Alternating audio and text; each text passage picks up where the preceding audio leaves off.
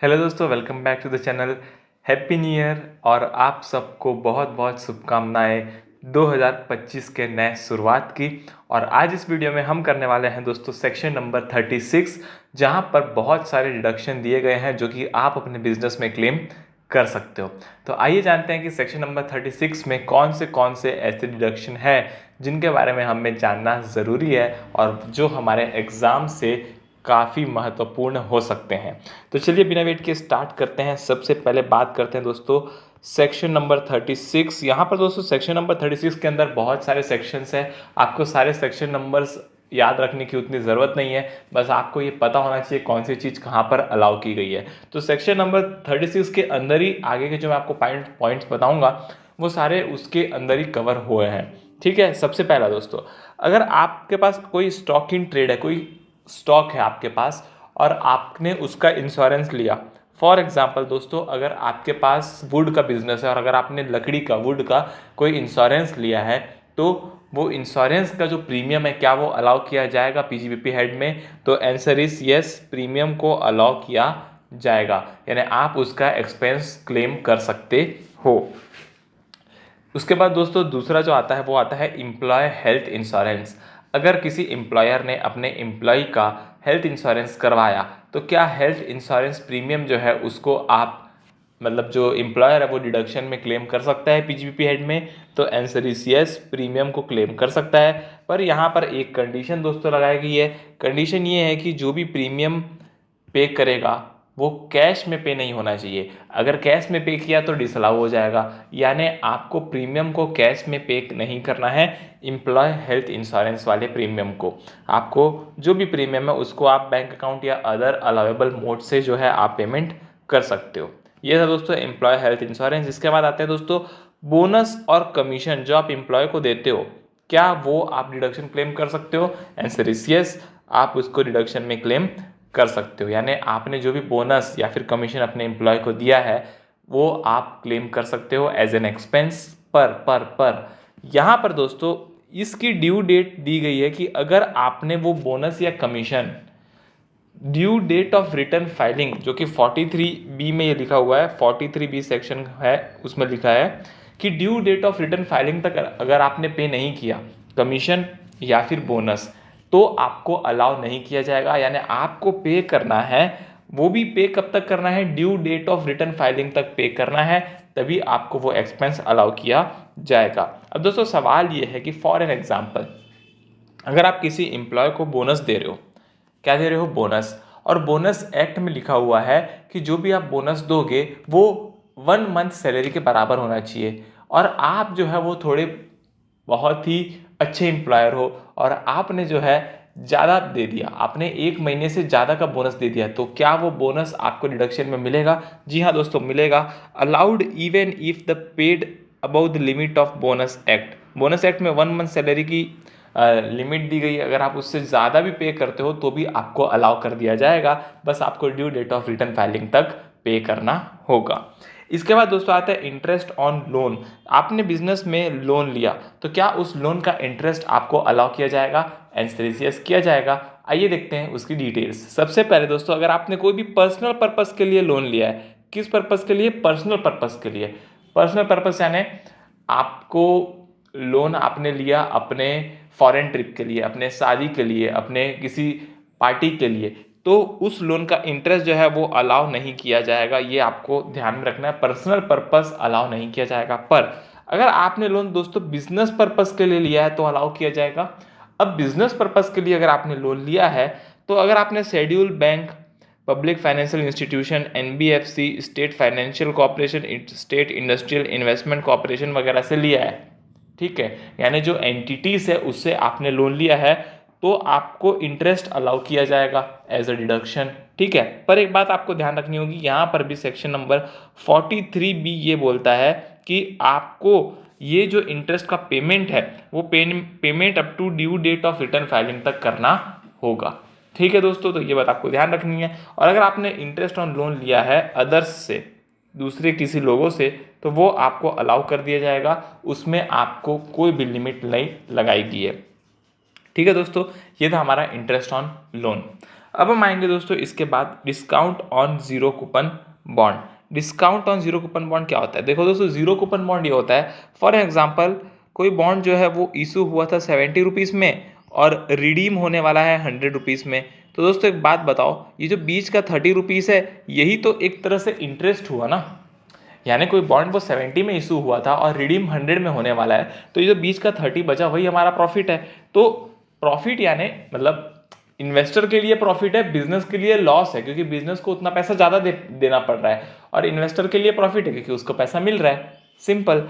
तो ये हमारा 30 रुपये का एक्सपेंस हो गया। अगर हम एक बिजनेस है तो ये 30 रुपये का हमारा एक्सपेंस हो गया। तो क्या ये discount on zero coupon bond allow किया जाएगा?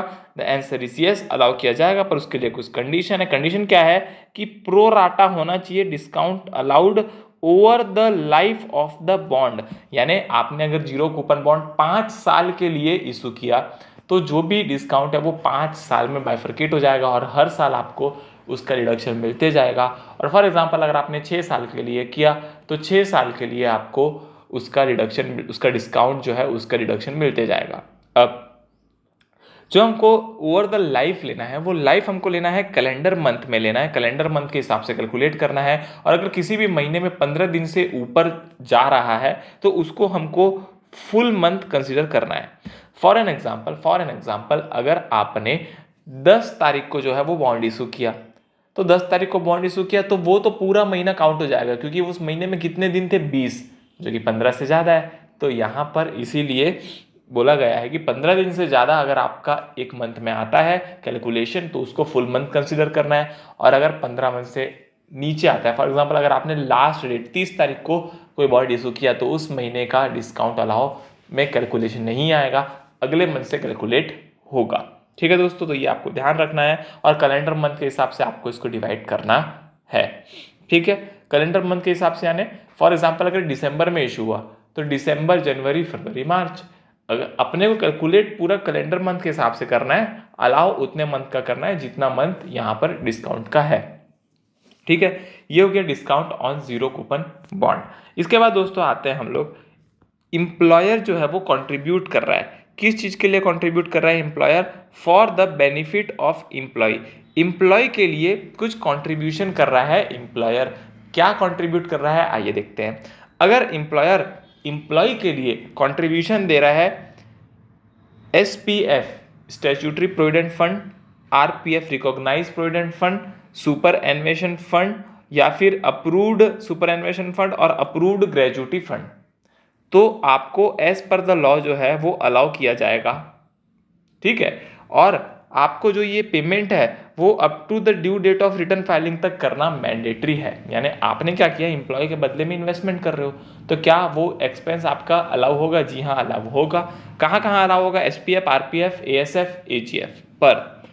कहाँ कहाँ अलाउ नहीं होने वाला है? कहाँ कहाँ अलाउ नहीं होने वाला है? Unrecognised provident fund, unrecognised superannuation fund हो गया आपका, और अनरिकॉग्नाइज्ड जो है अप्रूव्ड ग्रेच्युटी फंड। अनअप्रूव्ड बोल सकते हैं, अनरिकॉग्नाइज्ड बोल सकते हैं। अनअप्रूव्ड अनरिकॉग्नाइज्ड है तो वो एज पर लॉ नहीं है, और एज पर लॉ नहीं है तो उसको अलाउ नहीं किया जाएगा। तो ये बात आपको ध्यान में रखनी है। इसके बाद दोस्तों आते हैं हम, अगर किसी इंप्लॉयर ने कंट्रीब्यूट किया एम्प्लॉय के लिए NPS नेशनल पेंशन स्कीम या फिर कोई अदर स्कीम में कंट्रीब्यूट किया है, जो स्कीम 80CC-D में नोटिफाई की गई है, तो वो स्कीम में अगर आप कंट्रीब्यूट करते हो तो आपको क्या वो ऐसे एक्सपेंस अलाउ किया जाएगा? जी हाँ, बिल्कुल किया जाएगा, पर आपको जो पेमेंट है वो up to the due date of return filing करना होगा। Up to the date of return filing करना होगा। और डिडक्शन कितना अलाउ किया जाएगा? एक्चुअल जितना आपने कंट्रीब्यूशन किया एम्प्लॉय के बिहाफ में वो, या फिर 10% of salary which ever is lower. Salary का मतलब है basic plus DA in terms.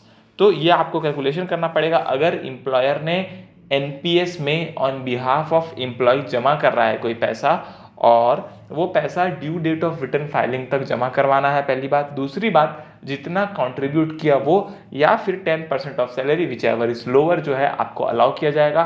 Salary का मतलब है basic plus DA in terms.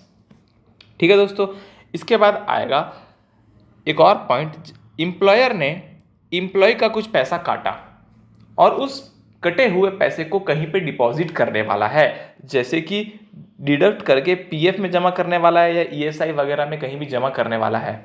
एक बार और, अगर एम्प्लॉयर ने एम्प्लॉय का कुछ पैसा काटा किसी फंड में जमा करने के लिए, फॉर एग्जांपल प्रोविडेंट फंड हो गया या फिर ईएसआई वगैरह कोई भी अदर फंड हो गया, वहां वो जमा करने वाला है, तो क्या वो अलाउ किया जाएगा? जी हाँ दोस्तों, उसको भी अलाउ किया जाएगा, उसको भी अलाउ किया जाएगा, पर उसको जो है डिपॉजिट करना पड़ेगा up to the due date of that fund, यानी जिस भी फंड में वो जमा कराने वाला है उसके ड्यू डेट तक उसको उसमें जमा कराना पड़ेगा। ड्यू डेट तक जमा नहीं कराया तो वो एक्सपेंस अलाउ नहीं किया जाएगा। अब फॉर एन एग्जाम्पल, अगर पीएफ की ड्यू डेट रहती है वो रहती है 15th of the next month, तो 15th of the next month तक उसको जमा कराना है, और अगर उसने जमा नहीं कराया तो वो सारा जो उसको पैसा एम्प्लॉय का कटा था वो उसका इनकम बन जाएगा। क्या बन जाएगा? इनकम बन जाएगा। ठीक है, तो ये बात आपको ध्यान में रखनी है। इसके बाद दोस्तों हम आते हैं, यहाँ पर एक पॉइंट है एनिमल्स रिलेटेड। अगर आप अपने बिजनेस में कोई एनिमल्स को यूज़ कर रहे हो, याद रखिएगा एनिमल्स को यूज़ कर रहे हो वो स्टॉक इन ट्रेड नहीं है। आप एनिमल्स को यूज़ कर रहे हो अपने बिजनेस में, तो क्या उसका डिडक्शन मिलेगा? आपने फॉर एग्जांपल एक गाय खरीदी 5 लाख की, तो क्या उस 5 लाख की गाय का आपको डिडक्शन मिलेगा? जी हाँ, बिल्कुल मिलेगा। क्या उस पर डेप्रिसिएशन मिलेगा? क्योंकि गाय हमारी एसेट है, गाय हमारी माता है। तो नहीं दोस्तों, यहाँ पर वो नहीं मिलने वाला है आपको। No depreciation allowed. जो डिडक्शन अलाउड होगा वो कितना होगा? कॉस्ट ऑफ एनिमल, जितने में आपने गाय खरीदी 5 लाख माइनस उसका स्क्रैप वैल्यू, यानी जितने में आप गाय को लास्ट में बेचोगे। पर ये डिडक्शन तभी मिलेगा जब आपका जो एनिमल है वो यूजलेस हो जाए या उसकी डेथ हो जाए, तभी आपको ये डिडक्शन मिलेगा। आपको हर साल डिडक्शन नहीं मिलने वाला है। इसके बाद दोस्तों बात करने वाले हैं हम बैड डेब्ट्स की। तो दोस्तों बैड डेब्ट यानी क्या होता है? बैड डेब्ट यानी जो पैसा आपको किसी से लेना था और वो पैसा आपको मिला नहीं और वो पैसा डूब गया, तो उसका क्या होगा? क्या वो अलाउ किया जाएगा एज एन एक्सपेंस? तो इसका जवाब आइए देखते हैं क्या है। देखो दोस्तों, सबसे पहले एक बात मैं आपको बता दूं कि बैड डेब्ट में 2 हो सकता है। एक तो अगर आप अकाउंट्स में पढ़े होंगे तो प्रोविजन फॉर डाउटफुल डेब्ट होता है और एक एक्चुअल बैड डेब्ट होता है। तो जो प्रोविजन फॉर डाउटफुल डेब्ट है वो अलाउ नहीं किया जाता है, वो अलाउ नहीं किया जाता है। पर दोस्तों यहाँ पर एक बैंक जो है सेक्शन 3617A वाली, उसको अलाउ किया जाता है। प्रोविजन भी अलाउ किया जाता है, पर खाली बैंक को, जो बैंक सेक्शन 3617A में आती है वो, और दूसरे नॉर्मल लोगों को प्रोविजन फॉर डाउटफुल डेब्ट अलाउ नहीं किया जाता। अब बात करता हूं मैं अगर एक्चुअल बैड डेब्ट के बारे में, जो एक्चुअली हमारा पैसा डूब गया उसका क्या?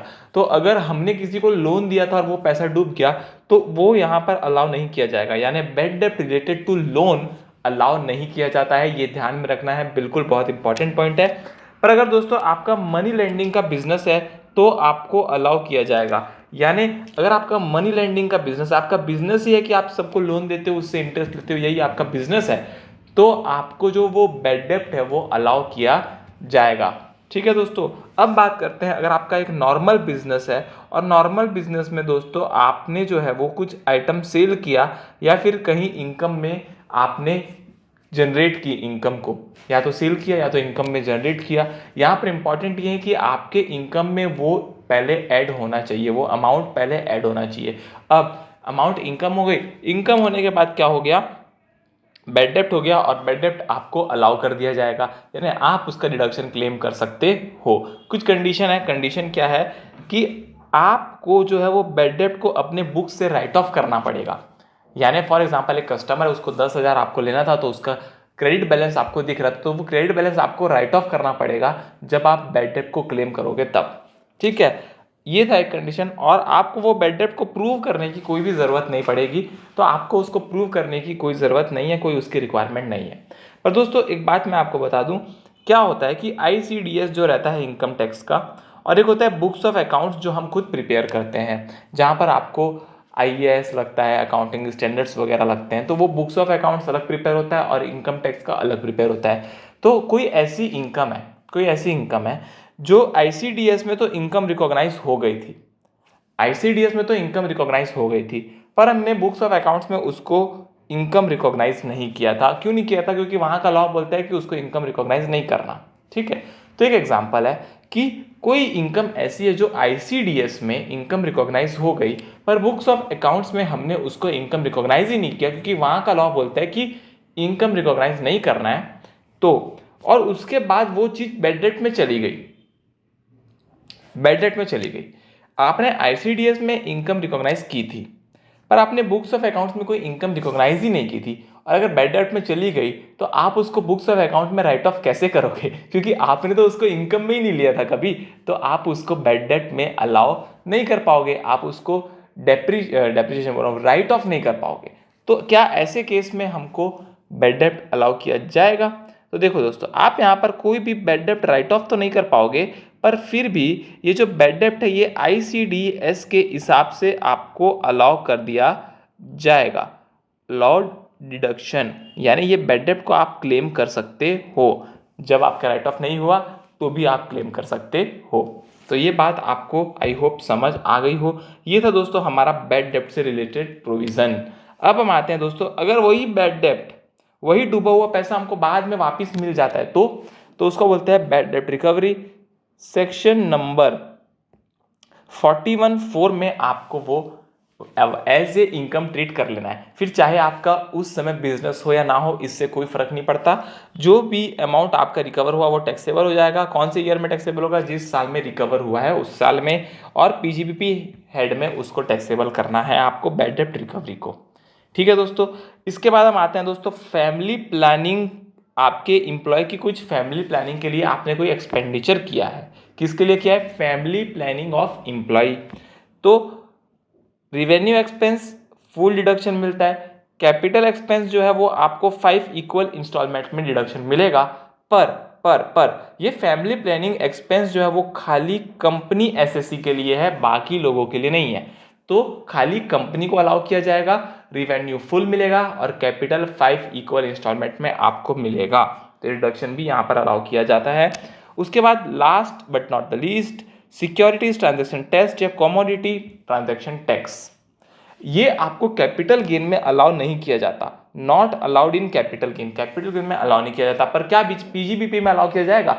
अगर आपका बिजनेस ट्रेडिंग करना है, trading in securities and share, तो आप उस STT और CTT को अलाउ कर सकते हो, उसको एज रिडक्शन क्लेम कर सकते हो। बस वही कंडीशन है कि आपका बिजनेस जो है वो शेयर ट्रेडिंग का होना चाहिए या फिर सिक्योरिटीज ट्रेडिंग का होना चाहिए। ठीक है दोस्तों, तो ये हो गया हमारा सेक्शन नंबर 36, जहाँ पे हमने बहुत सारी बातें की। तो अगर आपको किसी भी पॉइंट पे डाउट हो तो आप कमेंट करिए, अगर आपको सारी चीज़ समझ आ गई हो तो भी कमेंट करिए। और आज के लिए इतना ही। वीडियो को लाइक करिए, शेयर करिए अपने दोस्तों के साथ और सब्सक्राइब करिए। आज के लिए इतना ही। जय हिंद, वंदे मातरम।